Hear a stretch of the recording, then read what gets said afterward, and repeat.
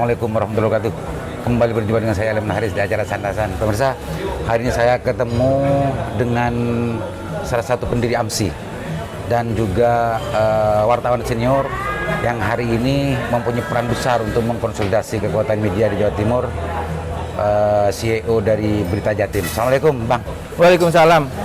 Gimana kabarnya, Bang? Alhamdulillah baik. Saya ini sebetulnya sejak dulu itu kagum dan juga cemburu sebetulnya dengan Bang Luki.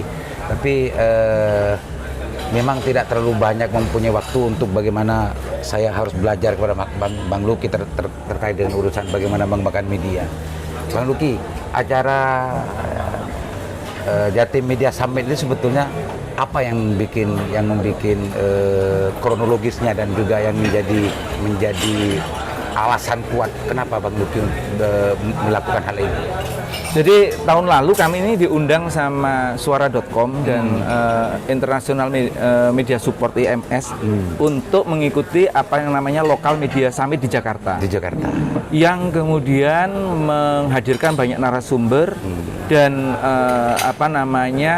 mewakili berbagai lembaga, termasuk platform, teknologi, biro iklan digital, macam-macam lah pokoknya. Semua itu ada di situ.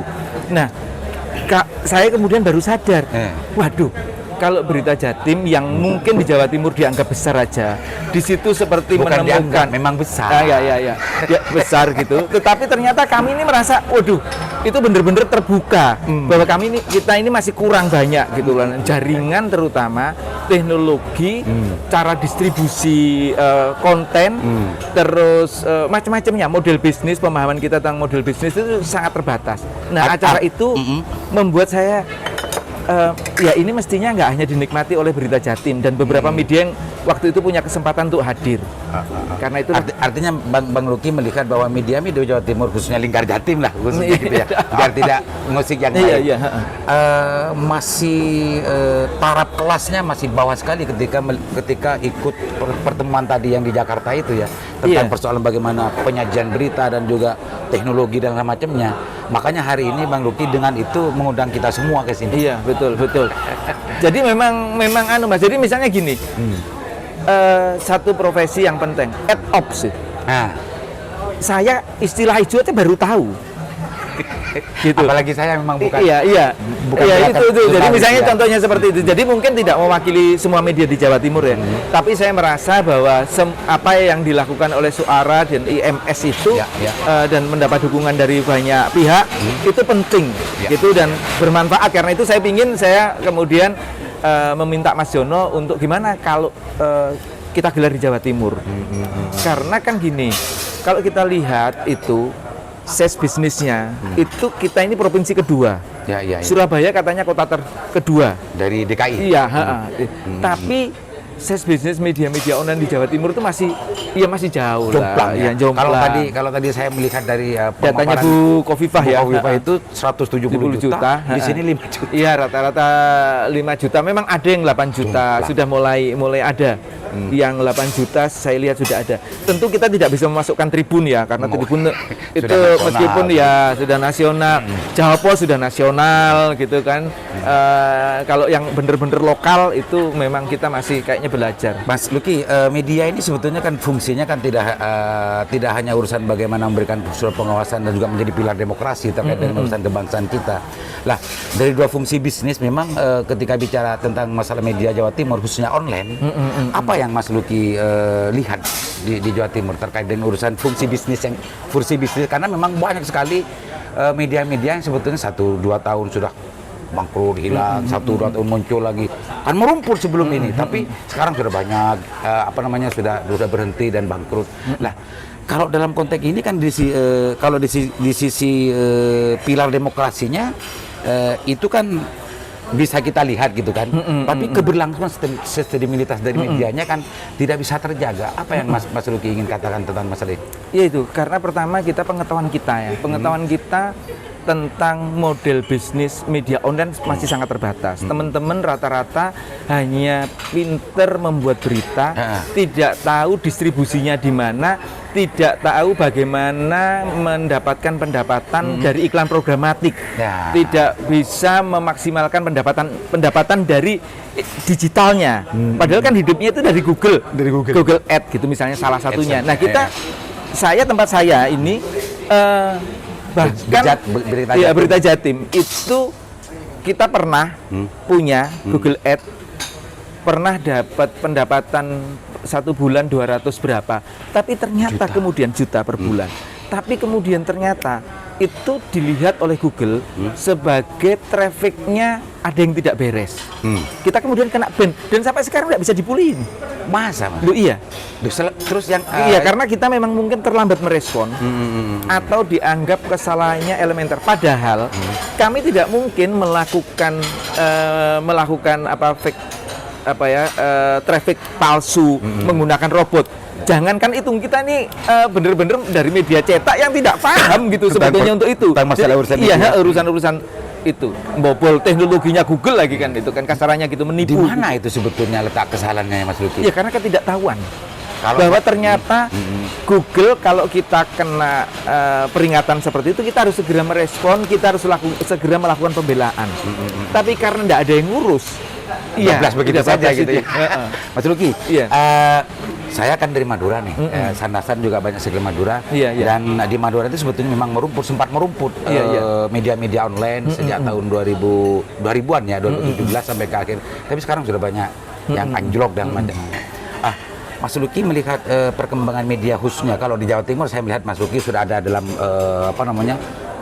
mata Mas Luki sudah ada di mana-mana gitu ya, termasuk di Madura kan ada. Mas Luki melihat perkembangan media di Madura, bagaimana melihatnya? Apakah masih bisa untuk untuk dibiarkan begitu saja? Apa perlu untuk mendapatkan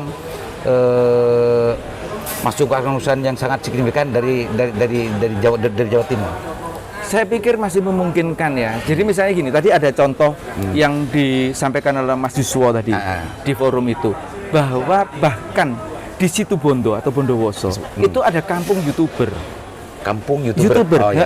Yang satu kampung itu pekerjaannya bikin konten. Gitu.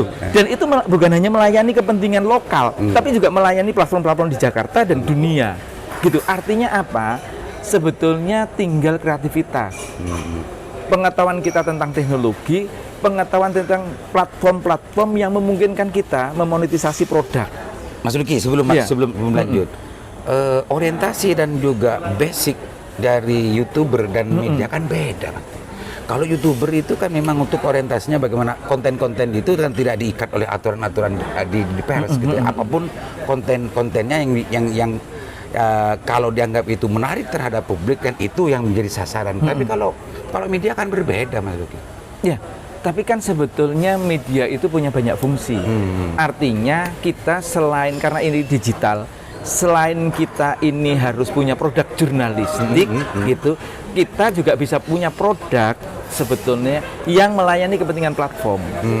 Nah itu jadi memang harus bisa. Termasuk ini kan, Sanrasan ini kan sebetulnya cara lain untuk cari duit kan gitu kan. Jadi ya ini kan kayak YouTuber.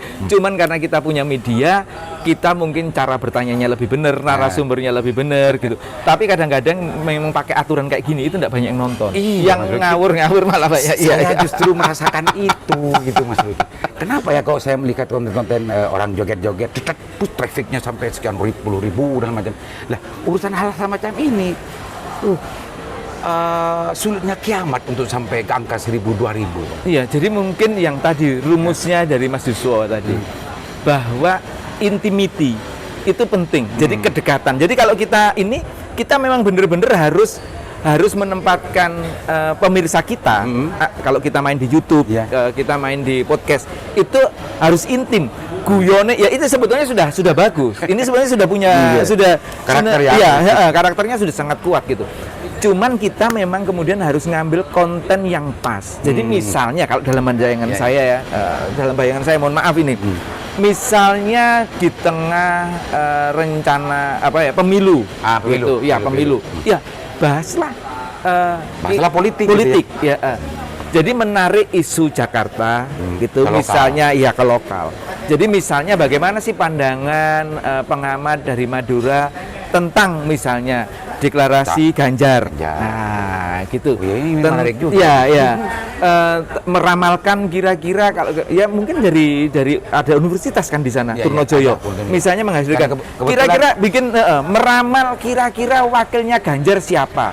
Anies apakah lolos apa enggak? Gitu. Misalnya seperti itu ya.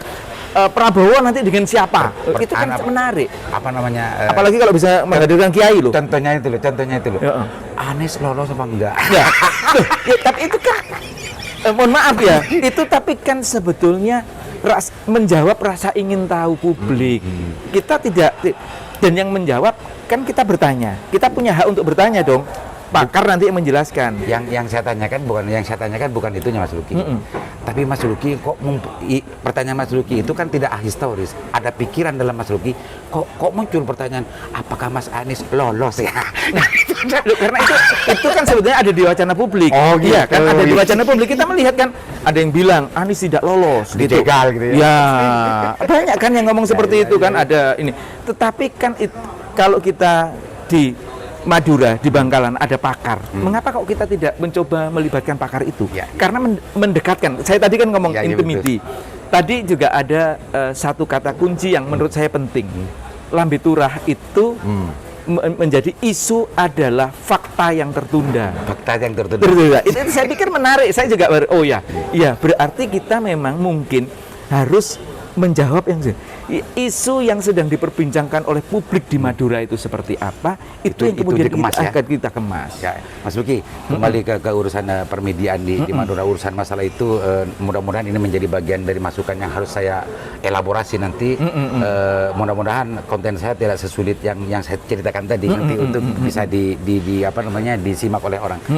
Mas Luki, kalau melihat media di Madura yang seperti ceritakan tadi itu termasuk juga dari hasil data dari BPS tentang IPM Madura dan macamnya, saya sangat merasa tersanjung ketika Mas Luki tadi bicara di depan teman-teman media untuk bagaimana ingin mengusulkan kepada pihak-pihak yang punya kemampuan untuk membantu gitu ya, bagaimana menghidupkan dan membangkitkan media Madura agar nanti ngefeknya itu bagaimana IPM Madura bisa bangkit. Mas Luki ini serius kan usulan itu serius kan dari Mas Luki? Ya serius. Ya kita kan harus kalau menurut saya itu problem real ya. Artinya problem real yang ada dan kita Aliman. Lagi live ini. Oh bukan live. Lagi rekaman. Tapi nggak apa-apa duduk sini Bang Mas Bagja. Ini penting ini. Kan dari Jawa Barat. Iya, ini yang punya harapan rakyat. Jadi kita harus ikut harapan rakyat supaya kita menjadi punya harapan. Lanjut Mas Luki. Iya serius, saya mengusulkan serius. Nah, tentu pendonor atau ini dia akan kemudian melihat proposal kita. Kita bisa menjelaskan, kita kemudian bisa memberi alat ukur ya kalau kita punya program caranya seperti apa dan cara ngukur program itu efektif apa enggak. Gitu kan. Kenapa saya tanyakan begitu Mas Luki? Mungkin bertanya-tanya kok bisa nanya begini gitu ya. Kok banyak kesulitan saya. Karena saya yakin kalau Mas Luki serius mengusulkan ini, bagaimana kapasitas Mas Luki, bagaimana... Aduh, saya ini jadi tersanjung. Ini saya untung pulang nggak naik motor. Ini kalau naik motor helmnya nggak cukup ini nanti. Tidaknya Mas Luki, bahkan hari ini sudah bisa disediakan semacam ini. Kalau ini catatannya serius, maka insya Allah Madura akan mendapatkan hal yang sama. Ya, makanya keseriusan jangan sampai tidak serius nanti. Artinya jangan sampai kayak Madura dan teman-teman sandasan yang di Madura dan media di Madura. Kalau rencana barusan yang dibicarakan tidak terjadi, maka keseriusannya Mas Luki enggak dong. Saya mengusulkan. Tapi kan lembaga yang membiayai kan juga nanti akan melihat kita. Tapi saya tadi sudah mengatakan, ayo kita susun bareng-bareng proposalnya. Siap. Mumpung ada USAID gitu, mumpung kita ada lembaga yang namanya IMS, International Media Support yang memang punya perhatian bagaimana media-media online lokal itu bisa tumbuh, siapa tahu program kita menarik perhatian mereka gitu. Mereka kan juga punya satu bagian yang ini Mas sebetulnya punya perhatian terhadap air bersih. dan sanitasi. Air bersih dan sanitasi. Tempatnya Madura. Loh, makanya artinya kan sebetulnya tinggal dipertemukan, Gaduk ini. ya digadukkan. Tapi kalau kemudian jangan kemudian saya diminta tanggung jawab. Bukan begitu. Tapi kalau publik melihat, khususnya teman-teman media ya, Iya, iya. apalagi yang tergabung di AMSI dan macamnya, kapasitas, kualitas dan relasi serta rekam jejak sampai hari ini, sampai acara hari ini terjadi, ini mereka tidak melihat siapa. Saya yakin melihat Mas Luki. Ya, Maka kalau di Madura di urusan serius, betul serius, jangan salahkan kalau ada sebagian orang berarti nggak serius di Mas Luki. serius. Tapi kan tidak semua program itu ya. Saya yakin kalau kita bisa serius ya menggarap program sanitasi aja lah ya. Mungkin kalau IPM itu terlalu lebih. Iya. Tapi jadi sanitasi dan air bersih gitu. Di bagian itu ya. Iya, kita seriusi gitu. Kita tanya sama mereka. Besok mereka kan masih ada. Kita tanya itu apa sih yang kita bisa kita yang mereka harapkan seperti apa, karena mereka juga akan dan data apa yang mereka butuh dan program seperti apa yang mereka inginkan yang bisa kita lakukan seperti apa. Insya Allah gitu. Kalau urusan masalah itu teman-teman media di Madura khususnya di Kabupaten Bangkalan pasti akan bisa mengakses data-data itu dan apa kebutuhannya dan itu bukan sesuatu yang sulit insya Allah kalau itu. Oke, Mas Luki, mudah-mudahan kebiasaan Mas Luki, kemampuan Mas Luki dan hari ini tentang keahlian dan kemakrifatannya dalam konteks amin. betul-betul bisa mengalir kepada yang lain, dan silakan Mas Luki sampaikan terkait dengan urusan pelaksanaan Media Jatim Summit ini dan juga bagaimana media di Jawa Timur ke depan khususnya di Madura. Silakan sebagai closing statement. Aduh, ya terima kasih nih, saya sudah diundang untuk Sanrasan ini luar biasa buat saya. Jadi Jatim Media Summit sebetulnya ini merupakan langkah awal kita untuk menjembatani teman-teman dengan teknologi, dengan lembaga pendanaan, bahkan Mas Dono kan tadi mewakili Media Development Investment Fund.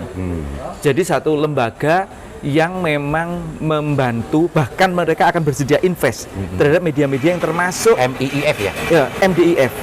MDIF itu adalah lembaga yang bahkan mau bekerja sama dengan media yang kecil sekalipun, asal dia memang punya satu rencana bisnis yang memang mereka yakini, gitu.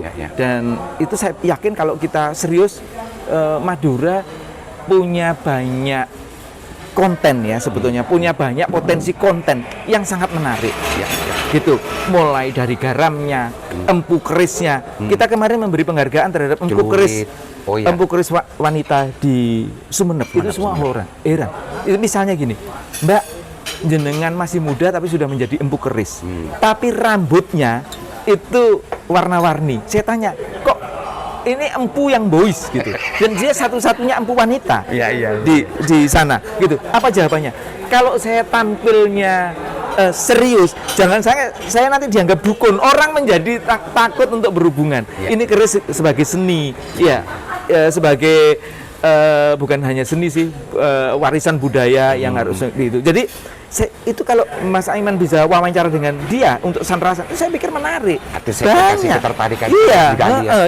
Gitu. Jadi banyak potensi konten yang menurut saya kalau digarap serius itu bisa membuat Mas Iman dan Madura itu akan menjadi lebih dilihat orang. Amin. Gitu. Gitu ya Mas Luki ya. Siap. Mudah-mudahan pemirsa, mudah-mudahan nanti mendapatkan peluang dan kesempatan lagi untuk menggali lebih banyak lagi ilmu dari Mas Luki. Karena tidak hanya persoalan ini yang harus saya belajar, dan juga teman-teman media yang lain berangkat dari pengalaman beliau yang sudah 17 tahun ya. Sudah 17 tahun. Bahkan ini menjadi salah satu pendiri AMSI kan Mas. Iya, betul. Pendiri AMSI yang tergabung di ini bukan media kaleng-kaleng ya, karena harus pakai semacam verifikasi segala macam. Maka beliau adalah orang yang memang mumpuni dalam konteks pengelolaan media. Mudah-mudahan manfaat. Assalamualaikum warahmatullahi wabarakatuh. Waalaikumsalam warahmatullahi wabarakatuh.